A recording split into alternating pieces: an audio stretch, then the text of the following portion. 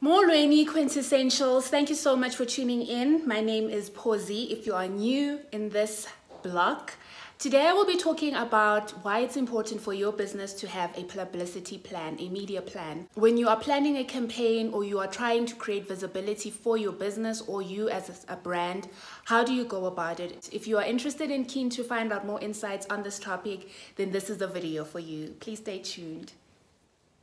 First things first, what is a PR plan? A PR plan is, in simple terms, a roadmap that you will be using as a guideline to assist you as a business owner or your communications team to create visibility for your business. So you have a specific product or a service offering and you want to tell people about it. What is it that you want to promote?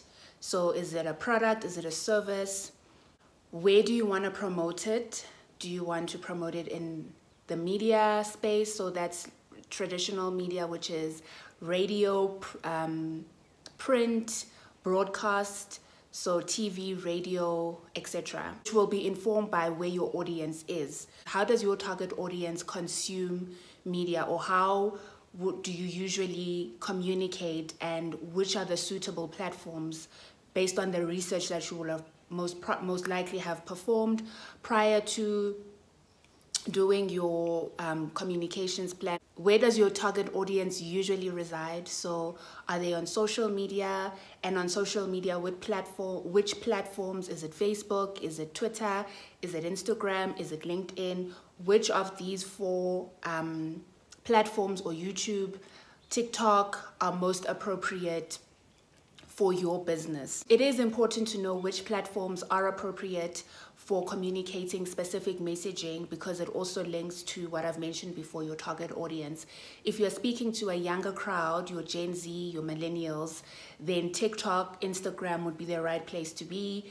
But if you're looking for a much more mature, professional audience, maybe even older, like your baby boomers, etc., then you would be on a platform like LinkedIn, which uses more long-form copy and it's more a professional networking platform. You can view my digital writing series to learn more about how social media can best be used to maximize publicity for your business. Once you've established who you're talking to, the next logical step would be, why are you talking to these people? Obviously, you want to promote a specific product, but why this product and why them and why at this time? So your communication strategy will speak to all of these. So they usually call them the 5 W's and the 1 H. So it's who, what, where, how, and why. Your outline has to respond to all of these questions. When you are planning your publicity plan, you need to look at your KPIs, so your key performance indicators. What are the goals that you are trying to reach when you are promoting this specific product offering, when you are launching this call to action? A call to action is basically you requesting people to perform a specific function, whether you want them to register for something, buy something online, participate in a campaign in some form or fashion. Call to action is basically you asking your target audience to do something. So your KPIs will speak to those specific outcomes that you want to reach. PR is not really about generating leads. Sales is for generating leads. PR is about creating visibility, awareness, getting people to talk about a specific message, talk about a brand, talk about your organization and what you are doing. It must be supported by the marketing function, which will lead to sales generation and leads and so forth. But from a PR perspective, what you are looking at is really creating awareness. Through the KPIs, distinguish which tools you are going to use. So are you going to use editorials or advertorials? An advertorial is paid for content that you will place in a publication. Editorial is not paid for content which your PR person or you as an individual pitch to specific business, consumer, or any other form of media publication. You have a thought leadership piece, or you have an article that is talking about entrepreneurship, for instance, you want to send it out and you want to position yourself as a thought leadership expert, you would write this article, which shouldn't be longer than a page or two, and submit it to specific entrepreneurial magazines that you want to reach, and they would place that content for you without you having to pay for it. But there are certain instances where publications do not accept editorials and they expect you to actually pay an editorial. So whether that's a half a page or full page, depending on what your budget allows, you would use that option. You would have a media list for each of those categories, and within those categories you would further distill your list to differentiate between business, media, lifestyle, entertainment, whether it's mining, trade publications, which can be anything from mining to electrical to any sort of niche marketing, any sort of niche publication. Still keeping with the entrepreneurial example, you are profiling yourself as a entrepreneur expert, and you want to maybe have a couple of interviews on a few radio stations. You would then,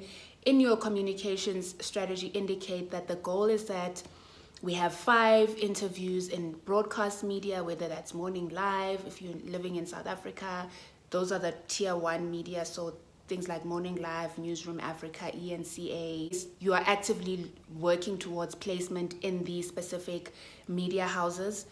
And you would then also look at regionally, so depending on where you live, if you're in Johannesburg like myself, you'd look into broadcast houses such as Kaya FM, those are regional commercial radio stations, 702, Highveld FM, those are your regional broadcast houses.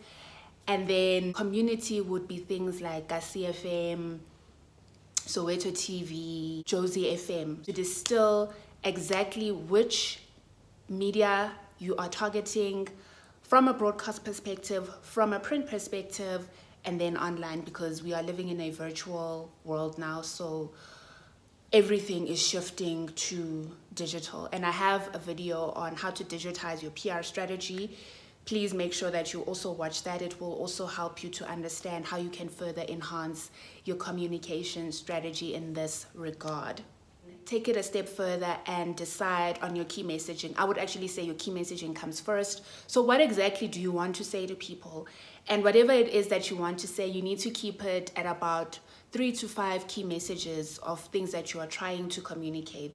As an entrepreneur, you are positioning yourself as a thought leadership expert in, let's say, drone technology, or you're a woman in gaming.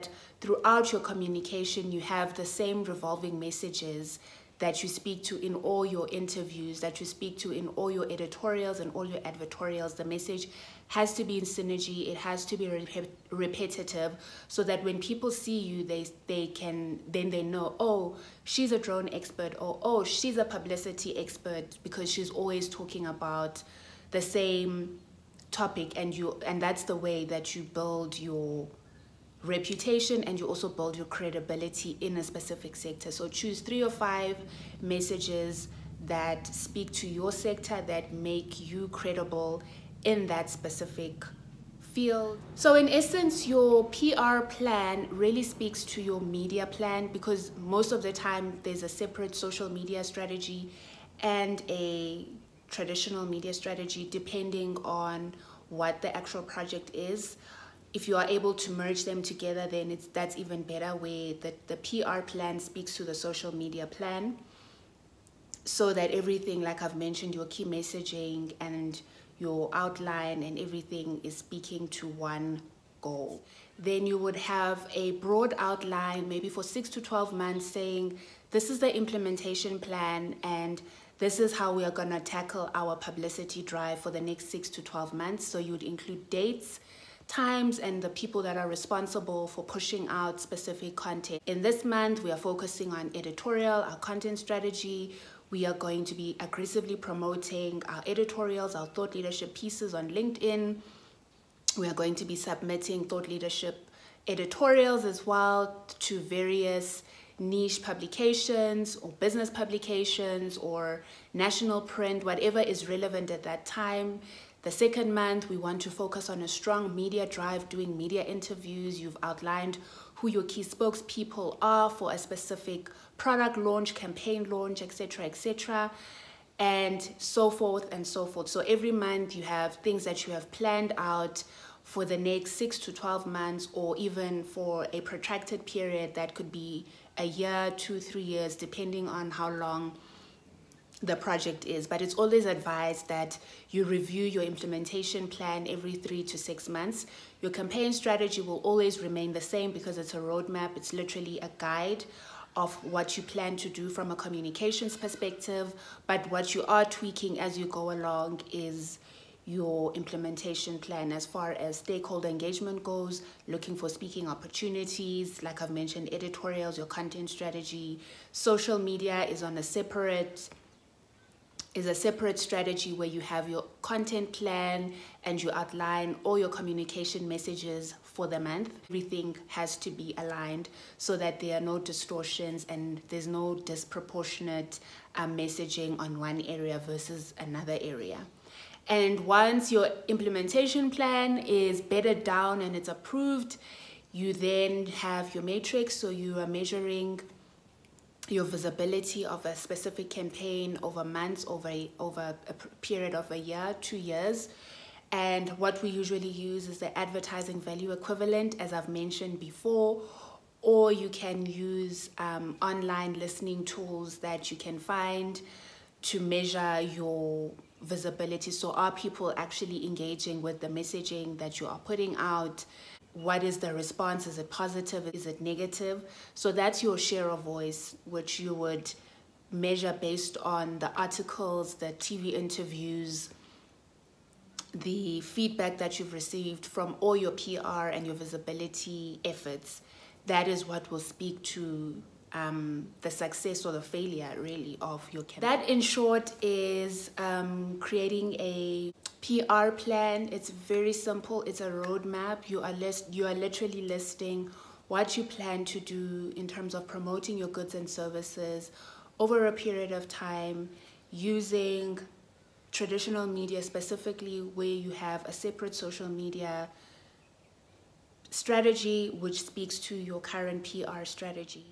I hope this video has been helpful. If you need more information, please comment below. Let me know how you work through your communications plan, how you work through your implementation plan. Has it been successful? What are the areas that you feel you need to fine-tune? Thank you so much for tuning in, Quintessentials. I'll see you in the next one. I'm trying to do TikTok, so follow me there as well. Cheers. Bye.